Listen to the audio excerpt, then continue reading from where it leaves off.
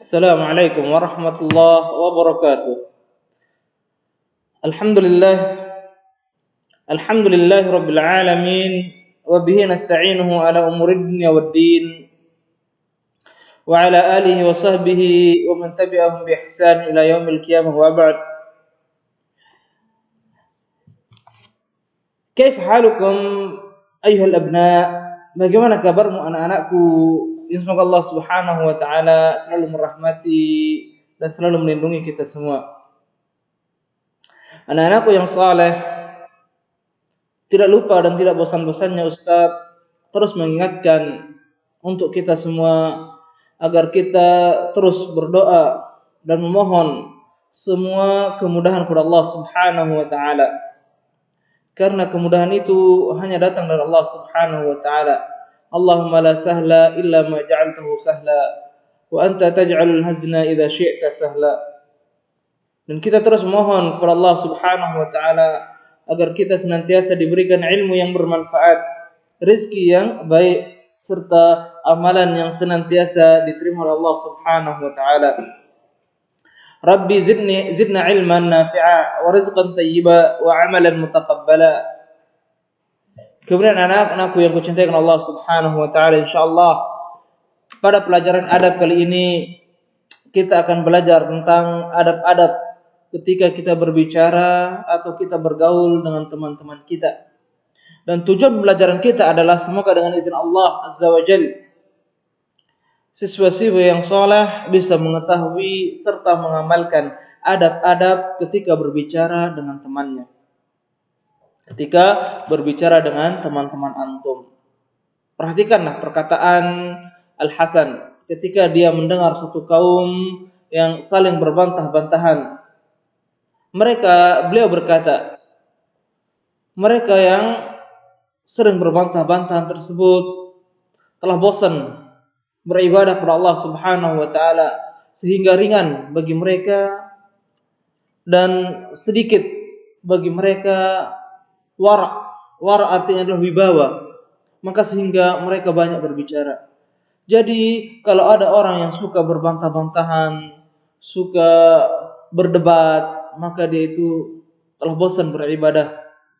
Dia itu lebih senang berbicara dan dia memiliki wibawa sangatlah sedikit. Kemudian sebagian para ulama terdahulu, ulama salaf, mereka berkata, jika Allah menghendaki kebaikan pada seorang hamba, maka Allah Subhanahu wa taala akan bukakan baginya pintu amalan, pintu untuk beramal kebaikan. Dan Allah akan menutup baginya pintu untuk berdebat.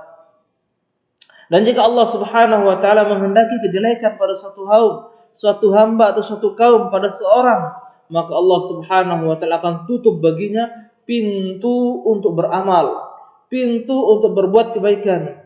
Dan Allah bukakan untuknya pintu perdebatan, pintu berjidal. Maka kita mohon kepada Allah Subhanahu wa taala semoga kita semua termasuk hamba-hamba Allah Subhanahu wa taala yang selalu mendapatkan kebaikan dan terhindar dari perbuatan-perbuatan yang tidak baik seperti berdebat dan sebagainya. Kemudian anak-anakku yang kucintai Allah Subhanahu wa taala, mari sedikit kita renungkan firman Allah Subhanahu wa taala dan sabda Rasulullah sallallahu alaihi wasallam. Kita mulai dari firman Allah Subhanahu wa taala dalam surat Al-Furqan ayat yang ke-29. Ayat yang ke-27 sampai 29, Allah Subhanahu wa taala berfirman, "Wa yauma ya'addu dzalimu 'ala yadayhi yaqulu ya laitani ittakhadtu ma'ar rasuli sabila ya wailata laitani lam attakhidh fulana khalila laqad adallani 'an dzikri ba'da idza ja'ani wa kana asyaitanu lil insani khadula." Dan ingatlah ketika orang-orang zalim mereka menggigit kedua jarinya, menggigit kedua tangannya seraya berkata, aduhai, kiranya aku dahulu mengambil jalan para rasul, kecelakaan besar bagiku. Kiranya dulu aku tidak mengambil fulan si dia sebagai teman akrabku, sebagai sahabat karibku. Sesungguhnya dia, sahabatku tersebut, telah menyesatkanku, telah menjadikan aku berpaling dari Al-Quran, Padahal Al-Quran itu telah datang kepadaku. Nasihat dari Al-Quran, nasihat Rasulullah, nasihat yang benar telah datang padaku, tapi aku menolaknya gara-gara temanku yang telah memalingkanku darinya. Dan setan itu tidak mau menolong manusia.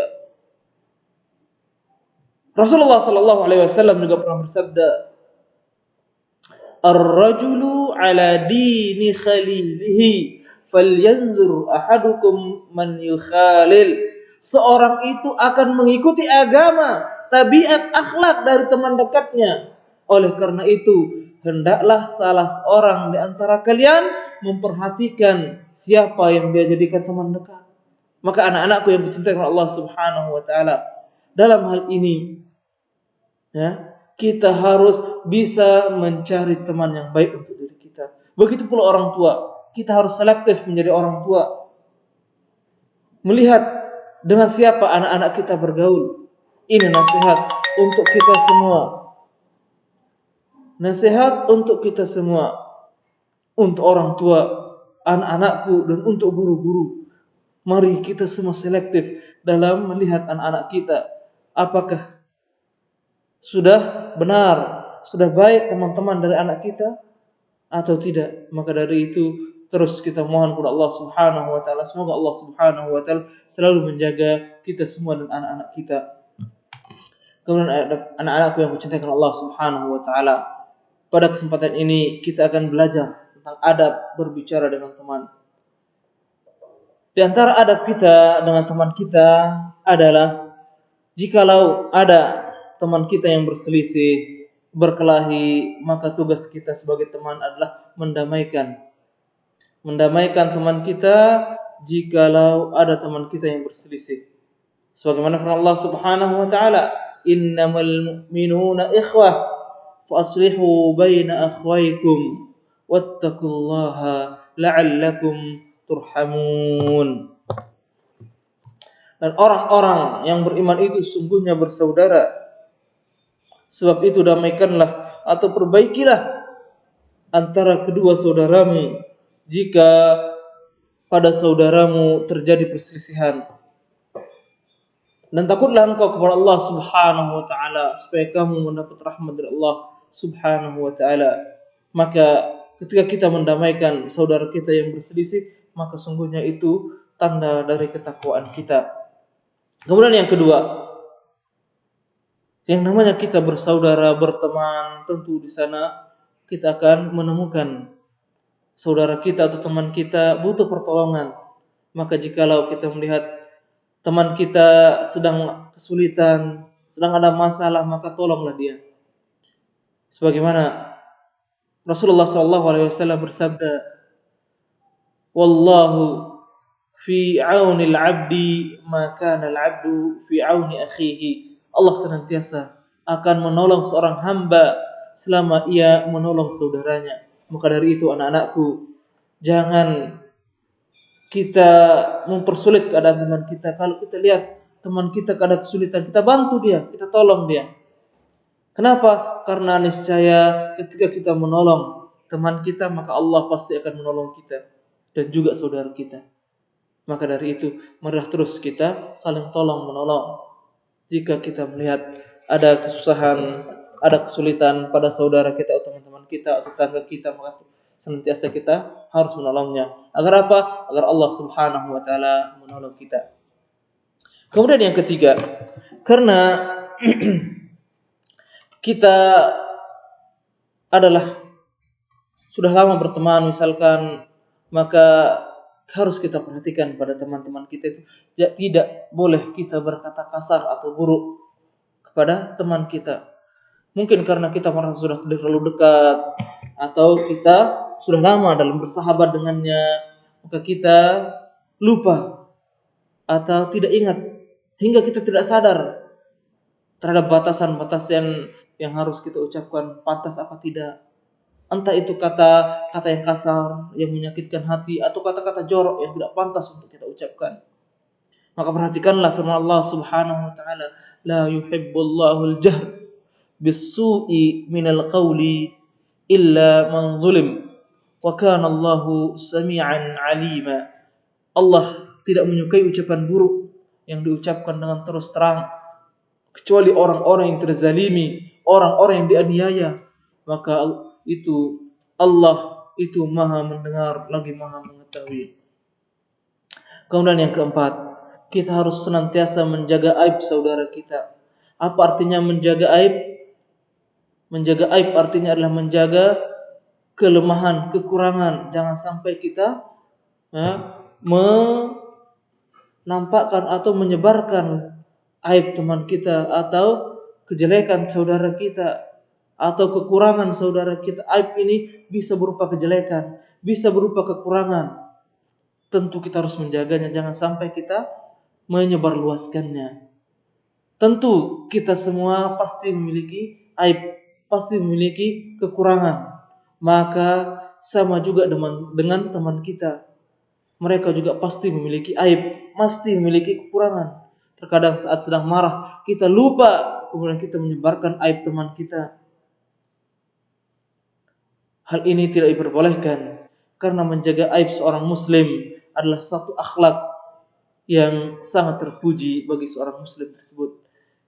Nabi SAW pernah bersabda, "Wa man satara musliman satarallahu alaihi fid dunya wal akhirah." Barang siapa yang menutup aib, menutup kekurangan saudaranya, maka Allah Subhanahu wa ta'ala akan menutup aibnya, menutupi kekurangannya di dunia dan di akhirat.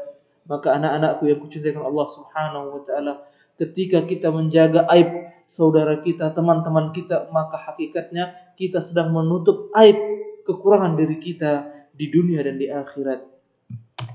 Kemudian yang terakhir, anak-anakku yang kucintai Allah Subhanahu wa ta'ala, kita tidak boleh menghina. Tidak boleh menghina saudara kita.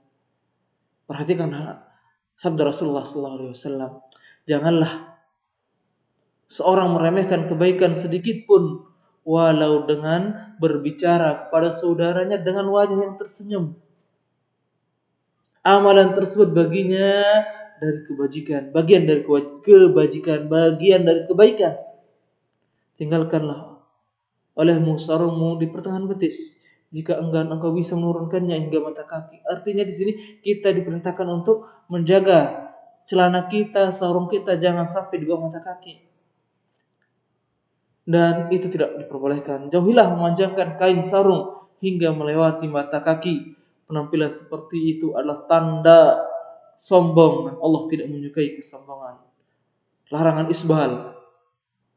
Jika seorang yang menghinamu dan mempermalukanmu dengan sesuatu yang ia ketahui padamu, maka janganlah engkau balas dia dengan sesuatu yang engkau ketahui ada padanya. Akibat buruk biarlah ia yang menanggungnya. Artinya jangan kita membalas kejelekan seorang itu dengan kejelekan. Biarkan dia melakukan kejelekan, kita jangan membalasnya dengan kejelekan. Agar apa? Agar kita diselamatkan Allah Subhanahu wa ta'ala. Biarlah dia yang mendapatkan keburukan, jangan kita. Kemudian dalam surat yang lain Allah Subhanahu wa ta'ala memberikan kita petunjuk dalam akhlak yang baik. Ya ayyuhalladzina amanu la yaskhar qaumun min qaumin asa ayyakunu khairan minhum wala nisa'un min nisa'in asa ayyakunna khairan minhun. Hai orang-orang yang beriman, janganlah sekumpulan orang laki-laki merendahkan sekumpulan yang lain.